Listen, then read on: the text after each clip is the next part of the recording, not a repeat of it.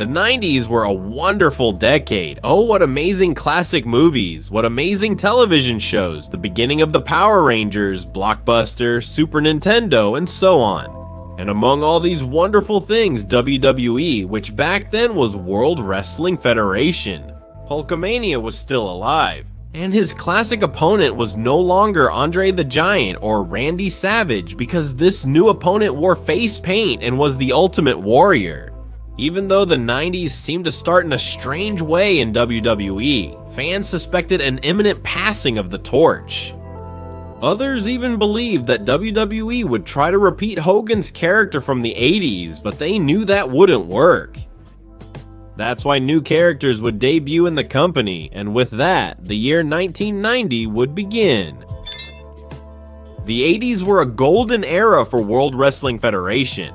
There's no doubt, as they made Hulk Hogan a true American superhero. Obviously, this was also thanks to the fact that there were great opponents for the Hulkster, like Roddy Piper, Randy Savage, or Andre the Giant. World Wrestling Federation was able to combine wrestling and entertainment, even bringing in personalities like Mr. T and Cyndi Lauper.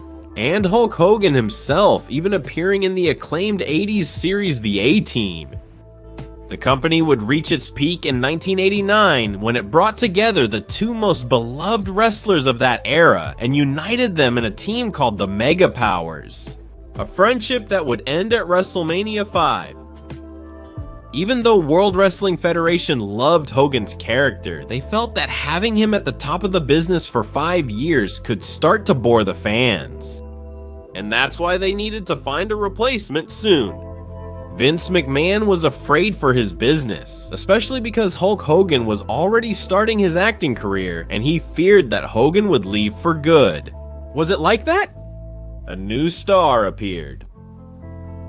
Although Ultimate Warrior had much success over the past year, he never reached Hulk Hogan's level. Vince found that Ultimate Warrior was the ideal character to promote. He really liked the character and found that the way to definitely promote him was at the next big WrestleMania event. The only problem the company had at that time was that Hulk Hogan was still the top champion. World Wrestling Federation had never done it before that moment. They had never tried to put two beloved wrestlers face to face. Maybe because they were afraid the crowd would be divided. And that was exactly the big fear, that they would end up booing Ultimate Warrior to support Hulk Hogan, something the company absolutely did not want. However, the best way to test the crowd was on January 21, 1990 at the Royal Rumble, where the two wrestlers would have a big showdown in the middle of the ring. The crowd erupted, mostly in support of Ultimate Warrior. This actually made Vince McMahon realize whether he was right about the character he was choosing for the new decade. That night, Ted DiBiase, the $1 Million Man, would surprise everyone. With the longest time in the Royal Rumble up to that point lasting 44 minutes and 47 seconds. Another one who came very close to winning was Mr. Perfect, who made it to the end and was eliminated by Hulk Hogan, who won the match. On February 20 of that year, Vince McMahon decided to permanently retire the Women's Championship, confirming that he did not want to promote women in the ring. With Rockin' Robin as its last champion, the championship would return a few years later. Maybe the bad thing was that Vince McMahon focused too much on promoting only Hulk Hogan. So, many superstars went unnoticed or didn't have a relevant role in the company, including the female wrestlers. Although it may sound harsh, the audience then didn't care much about the end of the women's title. Everyone was ready for the main event of WrestleMania 6, as well as the culmination of great storylines that included wrestlers like Dusty Rhodes, along with Zafir, to face Sherry Martel versus Randy Savage or even Andre the Giant, who was making his last appearances in the ring. A few weeks before WrestleMania, Randy Savage had a chance to face Hulk Hogan, a match that was going to feature Mike Tyson. However, weeks before this match, everything changed. Because Mike Tyson was brutally knocked out in the ring by Buster Douglas in one of the biggest upsets in boxing history. However, it would be Douglas who made this unexpected appearance. Hogan, for his part, would retain his title, make it to the main event of WrestleMania, and it would be absolute madness. Labeled as the match of the year, both men showed why they made it to that stage. The crowd was fired up, and as a fun fact, many future wrestlers were in attendance as part of the audience that time. Among them were Edge, Christian, Renee Young, Lance Storm, and others.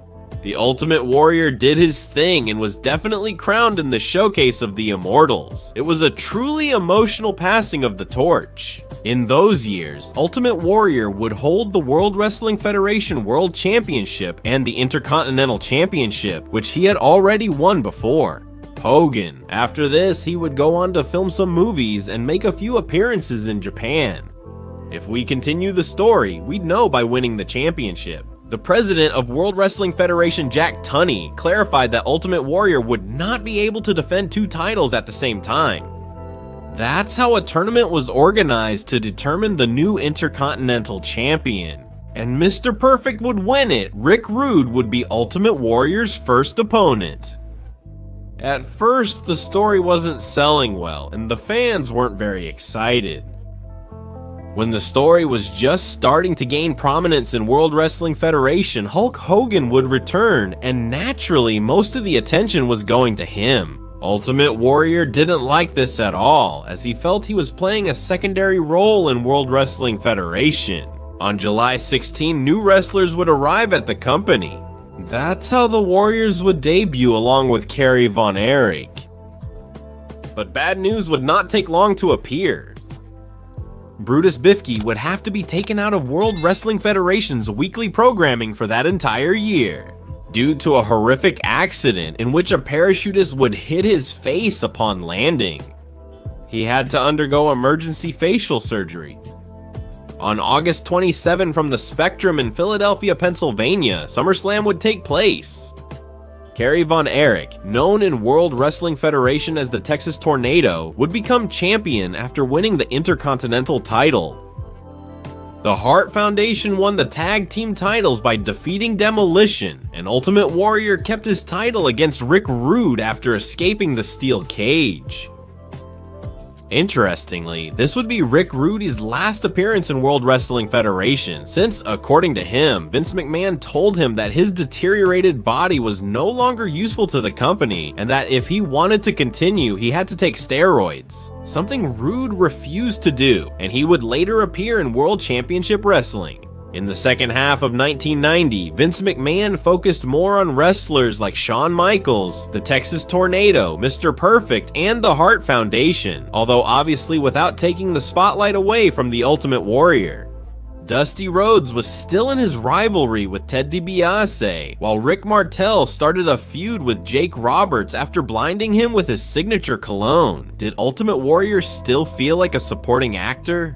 Maybe because of the return of the Hulkster, maybe because of the weak opponents he was facing, or many even think it was because of him, since he couldn't live up to the big role that was expected of him.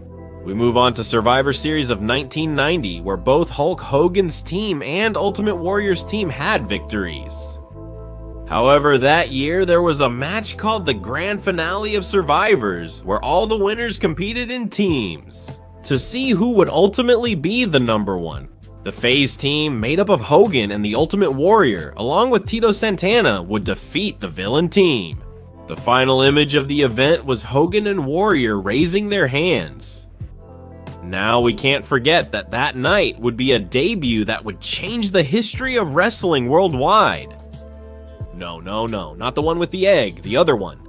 That one, yes. Undertaker would make his debut in front of a completely silent arena, watching him with fear. But they couldn't react in any way, since he was a complete unknown until then. But you can't deny it was still chilling to see him, as his presence has always been terrifying. If we discuss the titles, 1990 would end with Mr. Perfect as Intercontinental Champion and the Hart Foundation still as Tag Team Champions.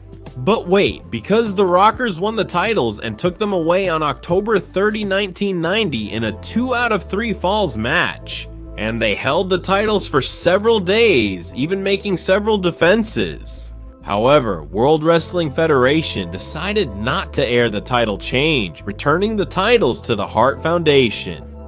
And the Rockers' victory was never officially recognized, so by the end of 1990, the Hart Foundation still held the tag team titles. The Ultimate Warrior was still the top champion in World Wrestling Federation. For many, 1990 was a bad year for the company. However, in the coming years, new superstars would begin to rise and gain more prominence, new villains would start to emerge, and World Wrestling Federation would begin to bounce back. If you enjoyed this first episode, please give me a like, leave your comment, and if you haven't subscribed yet, please do so. See you in the year 1991. Subtitle.